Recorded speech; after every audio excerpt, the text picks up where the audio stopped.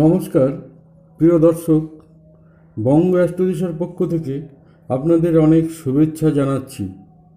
মিথুন রাশি ও লগ্নে দেবগুরু বৃহস্পতির রাশি সঞ্চারের ফলে 15ই মের পর থেকে মিথুন রাশি ও লগ্নের মানুষের শারীরিক সমস্যা কিছুটা কমবে। কোনো বড় ধরনের ভোগান্তির সম্ভাবনা নেই। মিথুন রাশি ও লগ্নের মানুষের বর্তমান বছরটি শুভ হতে চলেছে।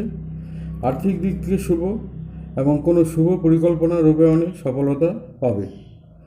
ছাত্রছাত্রীদের ক্ষেত্রে বিদ্যায় যথেষ্ট সফলতা পাবে এবং উচ্চশিক্ষার ক্ষেত্রে কিছুটা সমস্যা এলেও কেটে যাবে।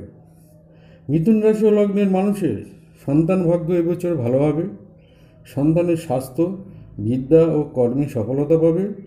এই বছর মিথুন রাশি ও লগ্নের পাত্রপাত্রীদের বিবাহযোগের প্রবল সম্ভাবনা থাকবে। সম্ভাব্য ক্ষেত্রে বিবাহ হবে। বন্ধুভাগ্য মোটামুটি শুভ বলা যায়। জমি জমা সংক্রান্ত ব্যবসা, প্রমোটিং ব্যবসা, খাদ্যদ্রব্যের ও শৌখিন দ্রব্যের ব্যবসাদারদের পক্ষে বছরটি শুভ হবে। প্রেম প্রণয়ের ক্ষেত্রে ভালোবাসার সম্পর্ক অত্যন্ত শুভ হবে। কর্মক্ষেত্রে কর্মদক্ষতার স্বীকৃতি পাবে। উপার্জন বৃদ্ধি হবে, সুনাম বৃদ্ধি পাবে। বিশেষ করে অর্থভাগ্য শুভ হতে চলেছে। আয় বাড়বে। দীর্ঘদিনের আটকে থাকা অনাদায়ী অর্থ আদায় হবে। আপনাদের শুভ সংখ্যা হচ্ছে 5। প্রতিকার 5 রতি ব্রাজিল পান্না কনিষ্ঠা আঙ্গুলে পড়তে হবে।